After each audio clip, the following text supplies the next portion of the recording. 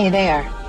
Subscribe to my channel and also press this bell icon so you can get latest video notifications.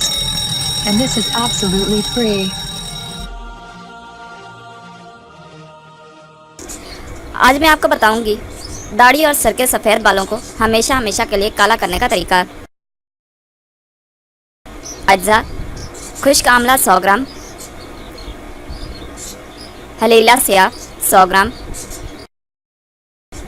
सना मक्की 100 ग्राम, फल द्रास 50 ग्राम, quasi मिश्री 1 kilo. बनाने का तरीका: सना मक्की के पत्ते होने चाहिए जिनके शामिल ना हों, और हलीला स्याह को 200 ग्राम देसी घी में हल्का सा भून ले, बढ़िया हो जाएगा। फिर सब अदविया का बारीक सफ़ूफ बना लें और कोज़ा मिश्री बारीक करके इसमें आधा किलो पानी शामिल करके हल्की आंच पर 10 मिनट तक पकाएं। इसका कमाम बन जाएगा। ठंडा होने पर इसमें अदविया का सफ़ूफ मिलाकर अच्छी तरह मिक्स करें। फिर किसी शीशी के जार में डालकर महफूज कर लें। इस्तेमाल करने का तरीका: आधा चम्मच सुबह निहार मुँह और आधा चम्मच शाम खाना खाने से पहले 1 गिलास नीम गर्म दूध के साथ खाएं। 2 माह तक इस्तेमाल करें। परहेज़: बादी, तुर्श और तली या फ्राई चीज़ों से परहेज़ करें।